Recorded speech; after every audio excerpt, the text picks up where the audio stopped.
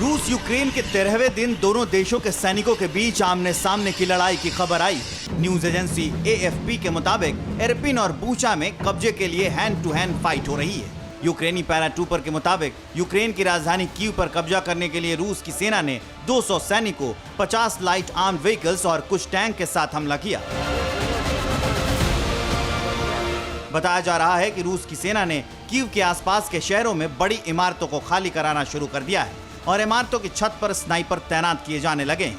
लेकिन यूक्रेन ने दावा किया है कि मंगलवार को रूस की सेना की आगे बढ़ने की रफ्तार उसकी सेना ने धीमे कर दी, जबकि पश्चिमी देशों ने यूक्रेन के हौसले की तारीफ करते हुए दावा किया है कि चंद दिनों में कीव पर कब्जा कर लेने के रूसी इरादे पर पानी फिर चुका है और अब ये युद्ध पुतिन पर भारी पड़ रहा है।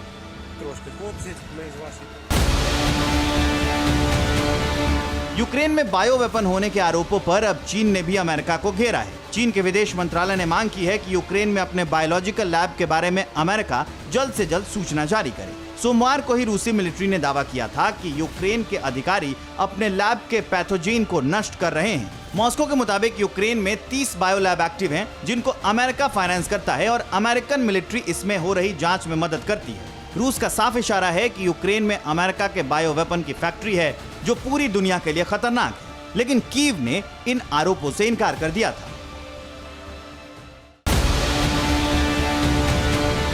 रूस यूक्रेन युद्ध का असर दुनिया के हर देश पर दिखने लगा है। अंतर्राष्ट्रीय बाजार में कच्चे तेल की कीमत $139 प्रति बैरल पहुंच गई है, जो कच्चे तेल की कीमतों में साल 2008 के बाद का सबसे बड़ा उछाल है। जबकि एक रिपोर्ट बता रही है अगर ये युद्ध लंबा खिंचा तो तेल की कीमतें $185 प्रति बैरल तक पहुंच सकती है। तेल की इस बढ़ती कीमतों का भारत पर भी बहुत जल्द असर दिख रहा है। माना जा रहा है कि 5 राज्यों में चुनाव की वजह से कच्चे तेल की कीमत $7 बढ़ जाने के बावजूद पेट्रोल डीजल की कीमतें नहीं बढ़ाई गई हैं। लेकिन अब चुनाव खत्म होने के बाद अगर प्रति डॉलर के हिसाब से 50 पैसे प्रति लीटर कीमत बढ़ी तो पेट्रोल डीजल की कीमतें ₹30 प्रति लीटर तक महंगी हो सकती है। यूक्रेन की जंग में महाशक्ति माने जाने वाले रूस के हथियार भी बड़े पैमाने पर तबाह हो रहे हैं। इस तबाही ने हथियारों के मामले में रूस पर निर्भर देशों को चौंका दिया है। यूक्रेन की सेना अमेरिकी जेवलिन मिसाइलों से रूसी टैंक पर हमला कर रही है और देखते ही देखते रूसी टैंक को खाक कर दे रही है। 13 दिन के युद्ध में रूसी टैंक के बर्बाद होने की लगातार तस्वीरें सामने आ रही हैं। यूक्रेन की सेना की स्टिंगर मिसाइलें भी रूस के फाइटर जेट के लिए काल साबित हो रही हैं। स्टिंगर मिसाइलों के हमले से रूसी फाइटर जेट कटे पतंग की तरह गिरती नजर आ रही है। माना जा रहा है कि रूसी हथियारों की ये हालत देखकर अब उसका निर्यात ज़ीरो हो सकता है, क्योंकि इससे पहले आर्मीनिया में दुनिया ने रूसी हथियारों को नाकाम होते देखा था। यूक्रेन के क्रिवोय रोग इलाके में आज रूस का फाइटर जेट सुखोई 25 बेहद नीची उड़ान भरते देखा गया। दावा किया जा रहा है कि कई फाइटर जेट खो चुकी रूस की सेना ने अब अपने सभी फाइटर्स को नीची उड़ान भरने का आदेश दिया है ताकि उन्हें मैन पैड से बचाया जा सके। दरअसल यूक्रेन की सेना 13 दिन से पराक्रमी तेवर दिखा रही है और उसे दुनिया भर से हथियारों की मदद जारी है। स्पेन ने यूक्रेन की आर्मी को जेट ग्रेनेड लॉन्चर इंस्टाल्जा C90 दिया है, जिसे अपनी श्रेणी में दुनिया का सबसे हल्का और सबसे खतरनाक हथियार माना जाता है। ये 350 मीटर तक अचूक मार कर सकता है। इसी बीच यूक्रेन के राष्ट्रपति वोलोदिमीर जेलेंस्की अपनी सेना का लगातार उत्साह बढ़ा रहे हैं और उन्हें एक डिक्री साइन की है। इस डिक्री के मुताबिक यूक्रेन सरकार ने अपने सैनिकों को UN पीस कीपिंग मिशन से हटा लिया है और अपने देश लौटकर रूस से युद्ध लड़ने का आदेश सुनाया है।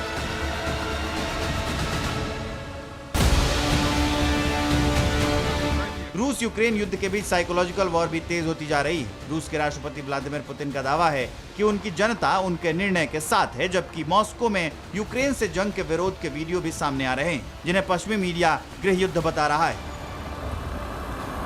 मॉस्को में ड्राइवरों ने आज एक रैली निकाली और यूक्रेन पर हमले का समर्थन किया। ये ड्राइवर अपनी गाड़ियों पर झंडे लगाकर निकले और शहर में चक्कर लगाया। जबकि सेंट पीटर्सबर्ग में पुतिन के तीखे विरोध का वीडियो सामने आया है। यहाँ पर लोग यूक्रेन पर हमले के विरोध में प्रदर्शन कर रहे हैं, जिनकी पुलिस ने बर्बरता से पिटाई की और करीब 1700 लोग गिरफ्तार बताए जा रहे हैं। इसी तरह सोशल मीडिया पर एक और वीडियो वायरल हो रहा है, जिसमें रूस के युवा नारे लगा रहे हैं, हम नहीं डरते।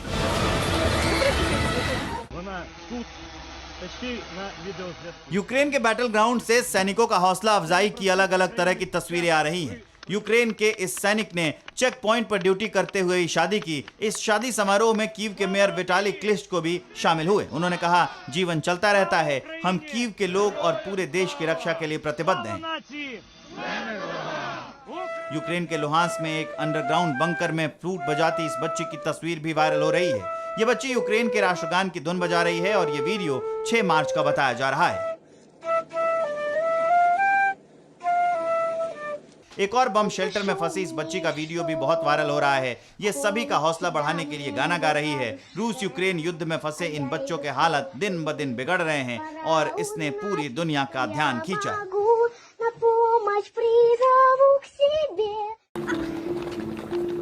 युद्ध की विभीषिका का एक बेहद शॉकिंग वीडियो सामने आया है। ये वीडियो एक रोते हुए मासूम बच्चे का है जो यूक्रेन की सीमा से पोलैंड की सीमा की ओर बढ़ रहा है। उसके हाथ में एक प्लास्टिक की थैली है जिसमें शायद उसने अपने टेडी बियर को संभाल रखा है। इस वीडियो को देखकर पूरी दुनिया रो पड़ी है। बताया जा रहा है कि CNN की एक टीम ने इस बच्चे का वीडियो शूट किया। ये बच्चा बड़े लोगों के एक झुंड के साथ चल रहा था लेकिन अकेला था। युद्ध में फंसे इसके माता पिता का क्या हुआ ये बच्चा नहीं बता पा रहा है, लेकिन ये अकेले ही यूक्रेन बॉर्डर क्रॉस करता नजर आया। युद्ध के हालात देखकर लगता है कि ये बच्चा लंबी दूरी तय करके बॉर्डर पहुंचा होगा। इसकी हालत ने पूरी दुनिया को झकझोर दिया।